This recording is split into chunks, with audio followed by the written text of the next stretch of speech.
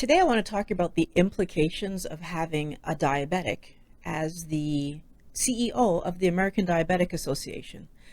In my mind, this should mean excellent things, and that's what I'm hoping for. We're going to talk a little bit about an interview that I watched and why I'm slightly concerned but optimistic. Hello everyone, welcome to Mind Blowing Health and Wellness with Violet. The reason that I make these videos is to help you to manage your mental health and physical health so that we can live happier lives. There were a lot of things that Tracey Brown said in the interview she did on Sisters for Fitness that had me very excited because I agreed with what she was saying.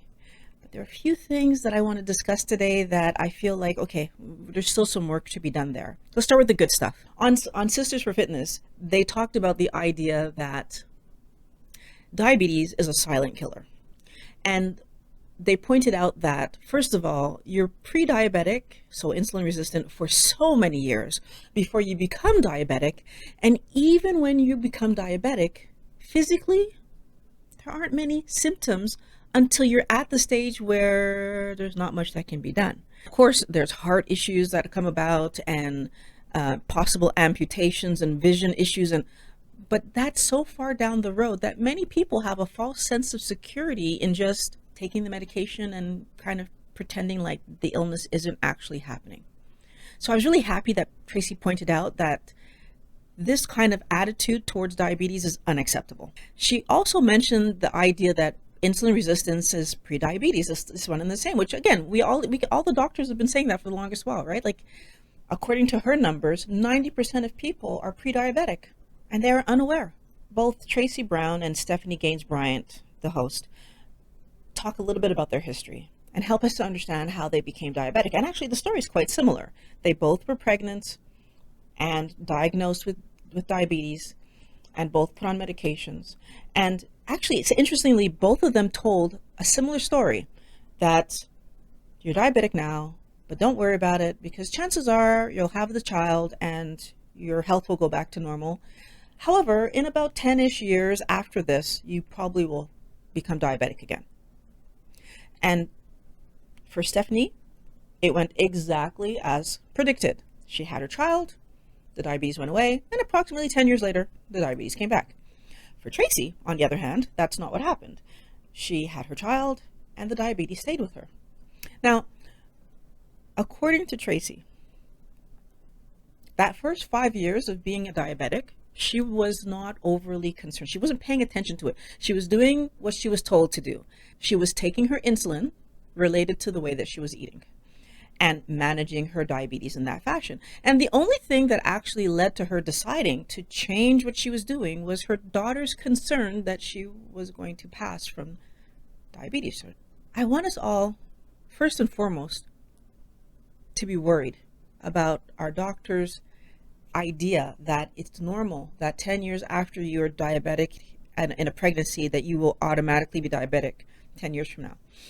Part of the issue that I have with both of these ladies being given quite similar information is that in that similar information, there's actually not even any hint of the doctor giving them advice about how to make sure they do not become diabetic in the next 10 years. And so Tracey and Stephanie continued to eat normally. Tracey's interaction with her daughter, who was afraid for her mom to leave, caused Tracey to take action. And what I love about this is that she took action by doing research and understanding food and then changing her food because she recognized it was the thing in the equation she could actually affect. Insulin, she has no control over what her body is doing in production of insulin, but the food she eats, she recognizes she could control that. And she started to. And in controlling her foods, she was able to get off of insulin. She was able to go from taking 4 diabetic medications down to taking just 1. And this interview that I watched, which was at the beginning of 2020, she said that she's quite certain that by the end of this year, she's going to be off all medications just by managing her food. Now, in the interview, she mentioned lots of different kinds of eating styles, and she didn't commit to which one she's actually living. But I will put it to you that I think it's some version of low carb because most of her conversation was around carbohydrate intake.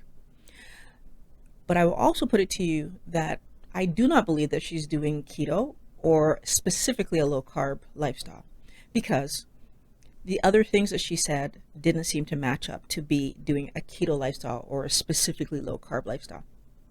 At the end of the day, what's important to me is that she recognized that carbohydrates were the cornerstone of what was causing her problem, and she dramatically decreased her carbohydrate intake, and it absolutely improved her health. And that's the part of the story that I want us all to take away from this. What's really frustrating to me is that so many people who are diagnosed with diabetes die because they're led to believe that the main intervention is medication. And they're not informed that there are food options. Or when they are informed about the food options, it's kind of lightly stated as something that you possibly could do, but we recognize how hard it is, so we're giving you this medication. I really do believe that if we would give people credit for wanting to live and help them understand the gravity of having too much sugar in your diet, more people would choose to take sugar out of their diet.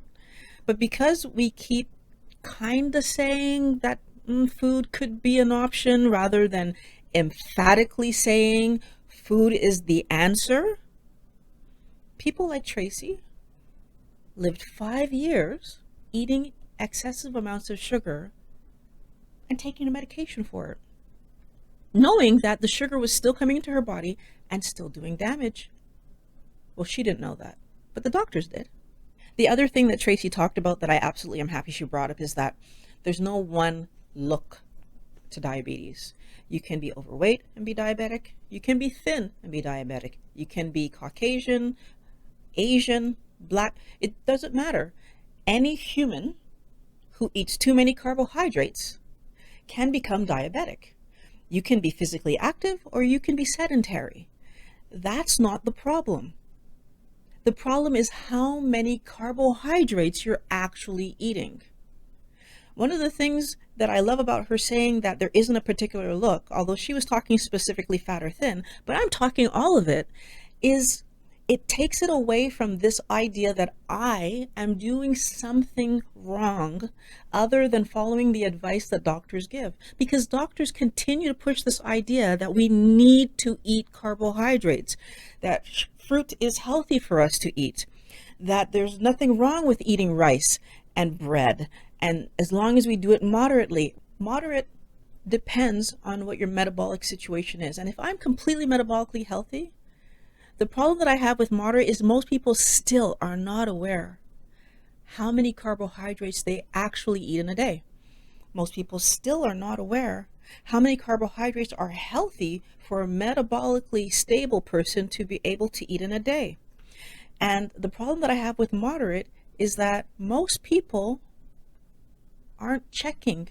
See, one thing that Tracey said that I kind of quibble on is that we should all know our glucose number. I don't think knowing your glucose number is as important as knowing how much carbohydrate can the typical person eat and stay metabolically healthy. Now, if I'm going to go with just what logic tells me, you see, a metabolically healthy person could very likely live a low carb lifestyle and stay metabolically healthy. But is that guaranteed? No. This is a guess, right? Because there are so many people who go from eating the standard American, standard Canadian diet, which is about 300 grams of carbs per day, down to a low carb lifestyle of 125 or less, and absolutely improve their health, and absolutely maintain stable weight, and absolutely do not have other symptoms that indicate that they're not healthy. Now, those people started off metabolically okay. So it kind of gives the impression that if I always lived a 125 or less life, it gives the impression that I might have been okay.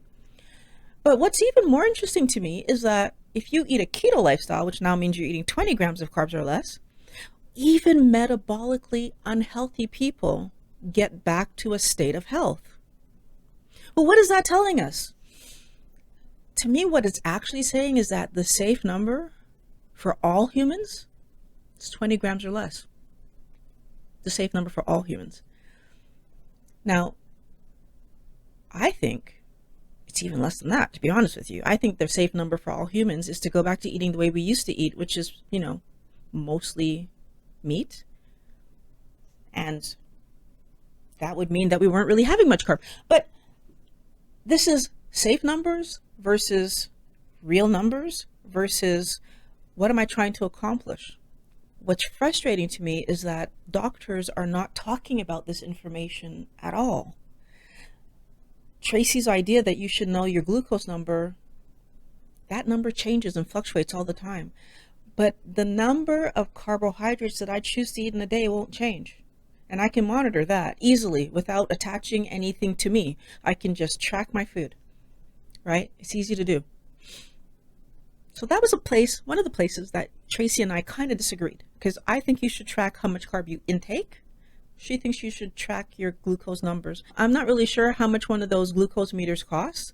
How easy is it to use? And you know what? If it's cost effective, I do think if we can do it, everyone should do it. If it's not cost effective, tracking your food is easier. It's free. 99.9% of the time, it's free. So something to think about. The other point that I want to make about diabetes is by the time you've received your diagnosis, your body's actually on a decline towards death. And what we're not paying attention to, but I want you to start paying attention to, is this. If it were not for the medication, we would die. That's significant. Every person who is currently taking a medication for diabetes is still with us right now because they're taking the medication for diabetes. When we understand that we could reverse this scenario with food, there's a big question as to why we're taking a medication to solve something that we could solve with food. I want to point out how frustrating that last idea is, because Tracey talks about the fact that there are people in the United States right now who do not have enough money to afford their diabetes medication. And these people are risking their life by eating food and then either not taking their medication or not taking the full dose of their medication. And that's extremely frustrating to me because, once again, all of these people could be managing their diabetes by eating fewer carbohydrates. And why aren't they aware that they have that option? The majority of the reason that most of these people are unaware that that's actually an option is because they're not being told that it's an option.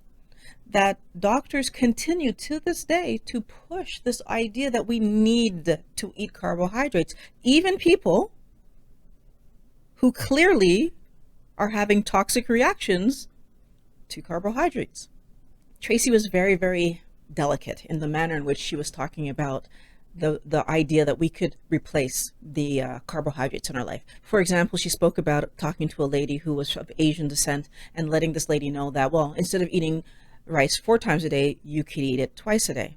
I understand that we're trying to be sensitive to all the different cultures, and I understand that politically it could be a little bit dicey to tell people not to eat something that's culturally specific to them.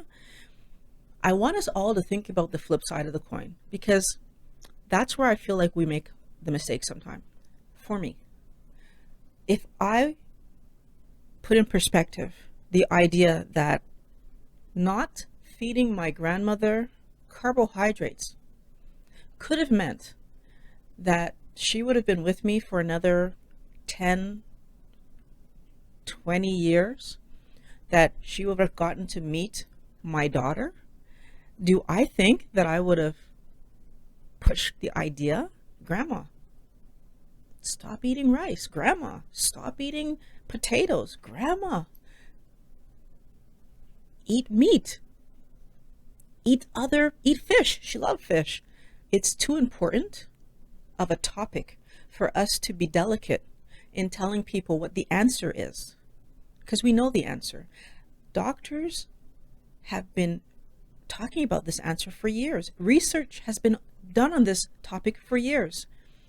We know what the answer is. Eat fewer carbohydrates, to the extent, much more than what Tracey was saying, 20 grams of carbs or less. Right? That's part of the answer if you're diabetic. It's not necessarily the answer if you're not diabetic yet, but it's the answer if you're diabetic. 20 grams of carbs or less. I know I'm sounding a little frustrated here, but part of my frustration comes from the fact that I've done some research. And in my research, listening to all the doctors who are currently talking about this topic, it is so clear. Our body makes all the carbohydrates that we need, and our body makes it when we need it. We are never in a state where we are lacking in carbohydrates when we eat normally, right? People have been living carnivorous lifestyles, some of them for years. No problem. Sean Baker's a classic example. Doctor who has muscles for days. Dr. Ken Berry also decided to do a carnivore challenge for himself, bulked up in muscles for days. We don't need to eat carbohydrates. We eat them because they're fun. And I will admit that I eat them because they're fun. Do I eat them in excess of 20 grams per day? Not at all. Never. But I do eat them because they're fun. Do I also go days and days and days without eating them on occasion? Yeah. Right? I flip back and forth. And partially I do that because I know that in the small quantities that I'm eating carbohydrates, I'm not overloading my system. Now, I'm often talking about 20 grams of carbs or less because that's the keto number that Dr. Westman has been very clear about. He believes from the research, from talking to other doctors, from his clinic, he works with clients and helps them to manage their diabetes. 20 grams of carbs or less total. Most people get into a ketogenic state and manage their diabetes. Your body can manage. So I often say 20 grams of carbs or less per day. In actuality, if you watch the last video I did with Pat, if you actually look at my plate most of the time, if I eat 15 grams of carbs in a day, that's a big day for me. And oftentimes I'm eating somewhere around 7. Why? No one's forcing me to do this. I'm not forcing me to do this. The truth is, that's what I find interesting at this point. When I eat carbohydrates, the foods that I'm choosing, which are delicious to me, comes up to around 7 grams of carbs. Am I telling you to eat 7 grams of carbs or less per day? No, I'm not. Because the number is 20, right? But my point is this idea that we need carbohydrates, I am from the Caribbean. That's my family history, the Caribbean. Of course, I was eating 300 grams of carbs a day just like everybody else. Rice, potatoes, carrots, pasta, bread, all the time. And that's just talking about the meals. Don't get me started on the chocolate that I was eating. Well, my thing was chocolate, but I mean, I wasn't saying no to cookies. I wasn't saying no to ice cream. Look, this is an important topic because we really do have to understand that it's our health on the line here. The American Diabetes Association is going to change. We can tell this lady, she's learning and she's incorporating what she learns back into the way she talks to the world. And hopefully it's going to be showcased in what the American Diabetes Association will be encouraging everyone to do. I want to point out that until those changes get into place, we still need to be doing our research and trying to do at this moment in time what's best for us. Another spot where we agreed is that when you stop eating carbohydrates to excess, you start to find other foods delicious. And she didn't go into detail about this, but I want to just give you a little bit of background on why that would be. You see, carbohydrates are addictive. When you take the majority of carbohydrates out of your life, your body changes. So your mouth, what you taste, changes. The dopamine hit that you were getting from the sugar, you're no longer chasing it. That's the addictive quality of sugar. And because you're not chasing that dopamine hit anymore, and your palate has changed, vegetables that you once thought were bland. I will even go as far as to say that I used to hate avocado, and now it's one of my favorite things to eat. Why? My palate changed. I used to hate cauliflower. Now I don't mind it. Why? My palate changed. So the thing that I need you to understand is that if we continue to allow ourselves to engage the addictive quality of sugar, and we continue to allow ourselves to have that dopamine hit, then when we say things like, I like potatoes, when we say things like, I like cookies, we need to understand that that's not true. It's actually that you're addicted to cookies, that you're addicted to rice, and because that carbohydrate is causing a dopamine reaction that pushes your body to chase that food. It's tricky because we don't recognize that that's what's happening, because we actually think we like these things. We actually think that we just want to eat it. But stop and ask yourself this. If I said to you, you're not going to eat bread anymore, you're not going to eat rice anymore, and your reaction is, I can't live without, does that remind you of anything? You tell an alcoholic that they're not allowed to drink anymore, they can't live without. The truth is, of course you can. But why did you have that reaction? Right? It's so interesting to me that because we've endorsed eating all this sugar, we don't even recognize that addictive reaction when it's right in front of us. Right? But if you were to say to someone, this weekend there's no alcohol, and someone in the group piped up and, what? How can we get through a weekend without alcohol? You'd be looking at them like, okay, alcoholic. Why do we not see it when it comes to food and sugar? One of the places that I had a little bit of difficulty with this interview was the idea that we shouldn't be asking people not to eat certain things. But this is not coming from Tracey alone. Doctors say this all the time, that, for example, a ketogenic lifestyle is too difficult for people to maintain. I know that I've been maintaining it now for almost 2 years. I know that there are lots of people who have been maintaining it for plus 10, plus 15, plus 20 years.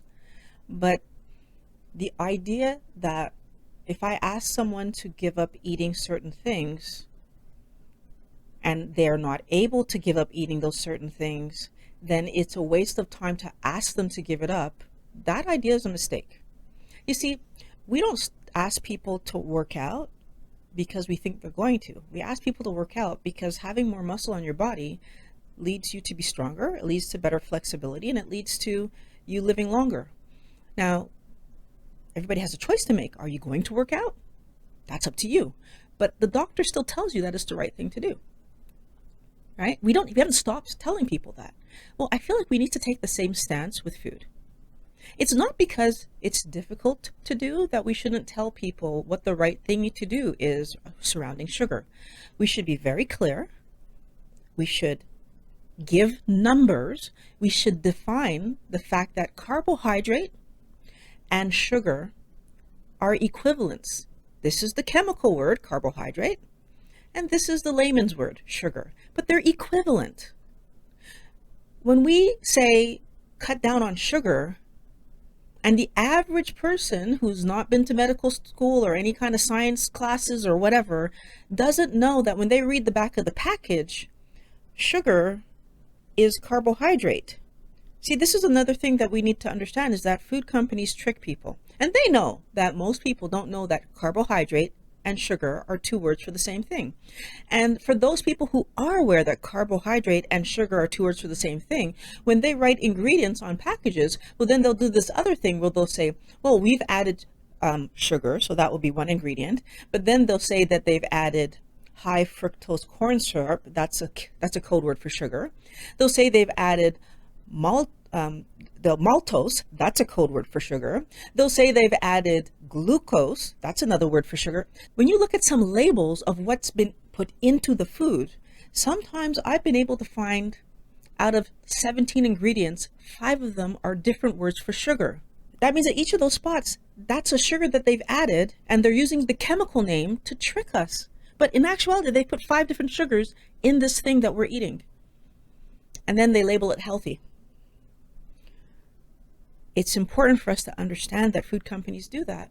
Because if we don't, even if we're trying to do what the doctor has asked us to do and cut down our sugar, if I don't know that carbohydrate is sugar, I'm not going to know to look out for that on the package.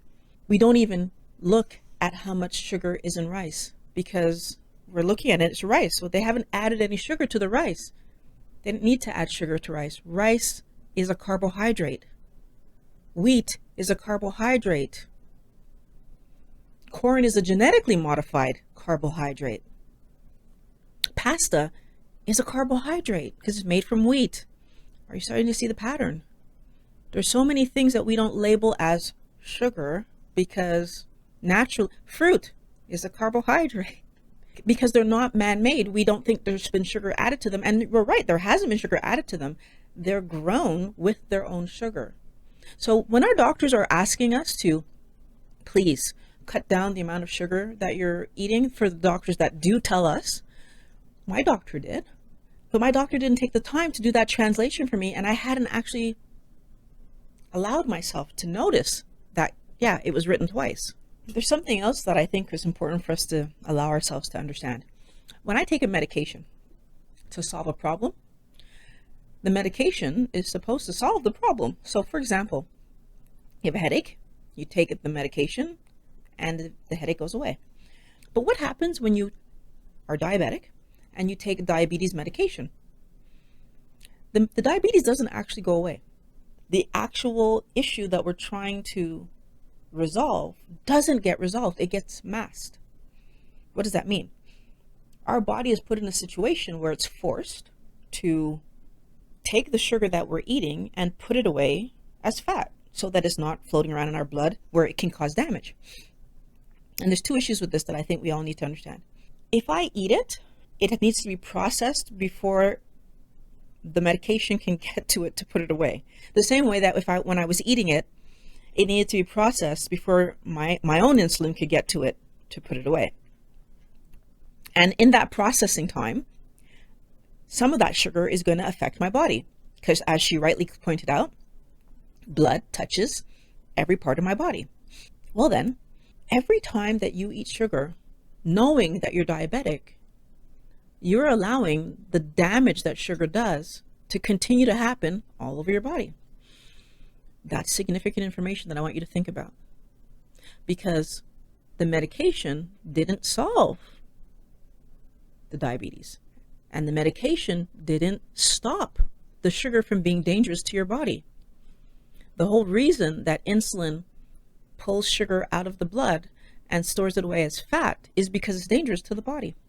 It is so important for us to understand that eating sugar all by itself, so eating any carbohydrate heavy food all by itself, causes damage, regardless of how quickly my body can go in and clean up.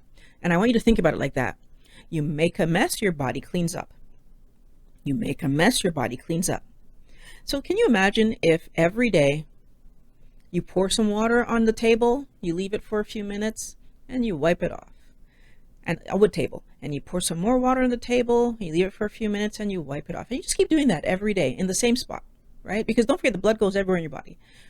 Eventually, you're actually going to have some damage that happens on that spot that you keep pouring water, you leave it for a little while, and then you wipe it up. You pour it, right? Because you're doing it, first of all, every day in the same spot, over and over and over again. Our body can only clean up, but the damage is already happening before it can go in and clean up. If the medication truly worked, our diabetes would go away. It doesn't work. But guess what works? Eating 20 grams of carbs or less works. People who eat 20 grams of carbs or less, their diabetes actually reverses. It goes away.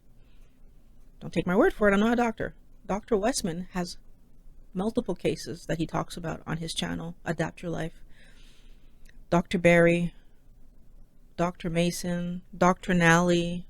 There's so many doctors talking about this. The fact that they were able, Dr. Fung, that they were able to help people manage their diabetes with food and diet.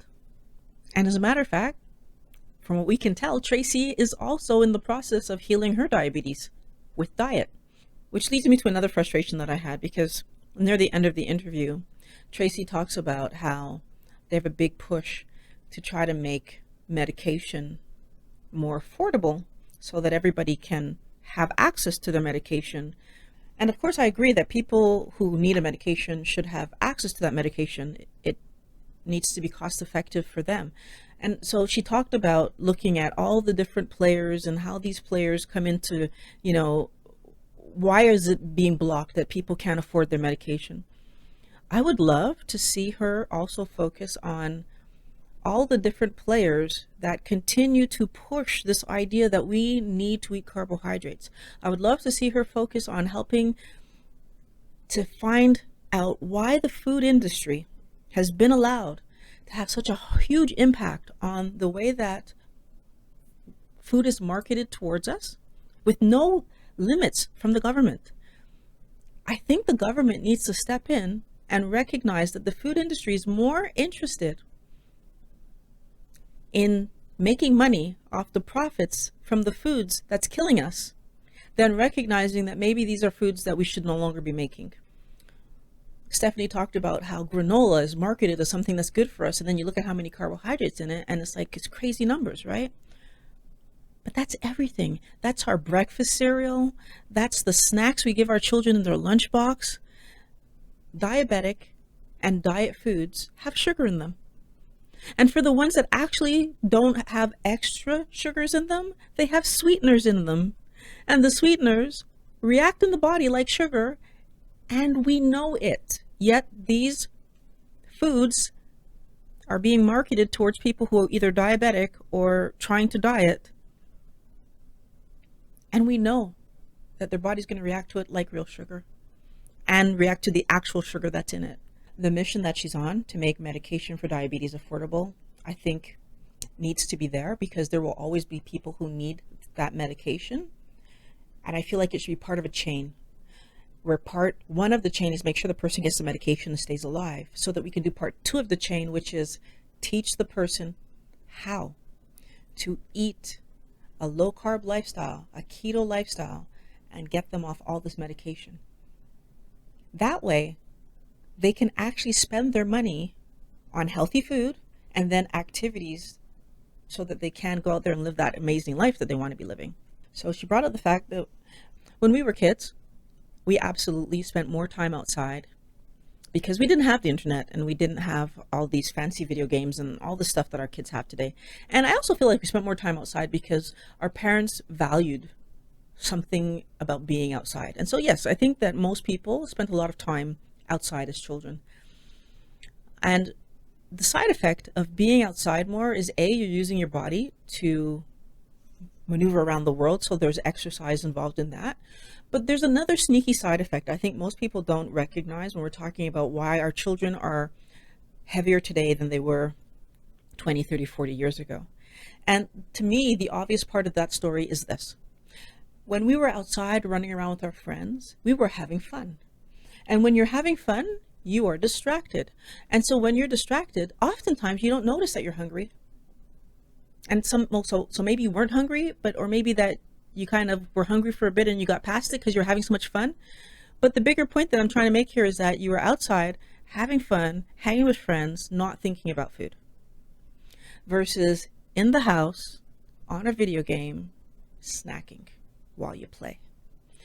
In the house, watching TV, snacking while you watch. In the house, just bored, snacking because you're bored. I think our children are also being fed what we've learned to eat over the last, since 1970. And we've learned bad habits, so we're teaching them bad habits. All of these things need to change. So Tracey spoke a bit about discrimination. So the discrimination issue brought up culture. And is it okay to ask people of a certain culture not to eat culturally specific foods like rice and dumplings and that kind of thing? And the idea being that, first of all, we're going to look at people with diabetes differently because they have diabetes and we blame them. But the flip side being that in these cultures, they are eating these foods, and again, we blame them because you eat these foods, so of course you're going to be diabetic, part one. But then part two is that we don't really acknowledge that as a whole on the planet that we shouldn't be eating these foods, like so high carbohydrate foods, not specifically cultural foods. Interestingly, Tracey had an interesting take on this because she pointed out that although minorities do tend to suffer diabetes at a larger rate than Caucasians in the United States, she pointed out that globally, 1 in 2 people are pre-diabetic. I'm going to take this in a different direction than she took this. You see, to me, what that's talking about is the fact that when a minority finds out that they're diabetic and they're talking to their doctor, well, the doctor has this attitude that, well, if you're Asian, yeah, you're going to eat rice. Or if you're Black, you're going to eat rice. You know, you're going to eat dumplings. Like these are your foods. And so because of that, they don't truly push this idea that you need to take these foods out of your life if you would like to live a long, healthy life and reverse this diabetes situation. I believe that minorities also tend, especially in the United States and poorer neighborhoods, tend to live in neighborhoods where they don't have as much access to fresh fruits and vegetables. And now this happens in other parts of the world as well, in countries that are more impoverished than Canada or United States, where they just don't have access to fresh fruits and vegetables. And so they don't even have the opportunity to eat more veg and meat because the processed foods is what's shelf stable and that's what they have access to. In the US, again, the fact that you can go in the United States in a poor neighborhood and buy soda cheaper than milk, buy cookies cheaper than vegetables, that the cost of meat is almost unimaginable to most poor neighborhood people. The fact that that's a reality for a lot of people living in the United States and in Canada on some level says something. So, you know, I don't think that Tracey saw that part of the story when she was talking about it. I think she's looking at this from the point of view of culturally, we want to eat the way our culture is. I don't think that's the problem, because I can guarantee you that if I had the choice between staying alive and eating a roti, I've already made that decision. I'd rather stay alive. I don't eat the rotis anymore, right? And I think most people would make that decision if they knew it was really a life or death situation. You know, we have a hard time looking way into the future and making decisions today that are for over there. But I think the other reason that we have that trouble is because we're presented with the idea that, well, it's so far away. Guess what? 10 years is not that long. It really isn't. And from the day that you have diabetes, 10 years is not long. You might not make 10 years if you continue to eat 300 grams of carbs a day. Now, some people do, right? All the complications that we're going to live between now and those 10 years.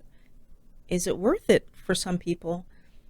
I would posit that it should be worth it for everybody to take the carbohydrates out of your life. It also frustrates me when we try to blame genetics for diabetes. Diabetes is a condition that's brought on by eating carbohydrates. That's not genetic. That's learned, right? This is the way that my family cooked, and then I cook that way, and so on and so on and so on. And how do I know it's not genetic? It's learned. I know that because when doctors take people and tell them 20 grams of carbs or less, and those people follow it, their diabetes goes away. That's not genetic. That's environment teaching me to do something and me following along with it. We need to stop blaming genetics. We need to stop blaming our culture. We need to look squarely at the professionals who are not telling us how to manage it and ask them to be honest with us about how to manage it. I'm truly looking forward to the day where sugar is treated like a toxin, because it is a toxin, and you have to ask to get access to it.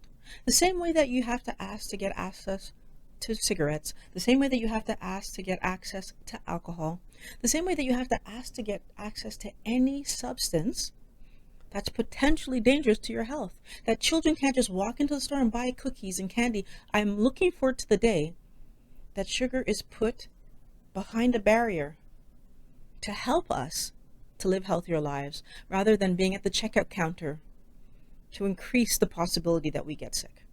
I really think that when they do that, when they put it behind a barrier and the health of the world increases, then or at least North America increases, then we're going to truly start to understand how severely sugar was affecting us. But until that happens, until they block us from having access to it, we're going to keep doing this. And we're going to keep acting as if there's nothing wrong with eating sugar, because we don't see the effects of the negative right away. Alcohol, you see it right away. Cocaine, you see it right away. Sugar, you don't see it right away. And we're making the mistake of thinking that because I don't see it right away, it must not be happening. That's not the case. I want everyone to keep in mind that every piece of medical fact that we happen to know today came from an understanding of our body. So our body gave us that information. That means that we need to stop trying to believe that we can force our body to do something that it's not planning to do. We're trying to tell our body how much carbohydrate it's going to have, rather than respect how much carbohydrate it's telling us that it wants. And the truth is, it wants zero. We make the carbohydrates that we need. I'm looking forward to see the changes that Tracey D Brown brings to the American Diabetes Association. Be a true wellness warrior. Prioritize eating healthy over the taste of food. Love that you guys are here as always. Everyone who's new, subscribe, ring the bell. I make videos every week. If you want to contribute to the production of videos, Patreon, Amazon links in the description below. Love talking to you guys. Thank you for watching Mind Blowing Health and Wellness with Violet. I'm your keto psychologist, and I'll talk to you again next week.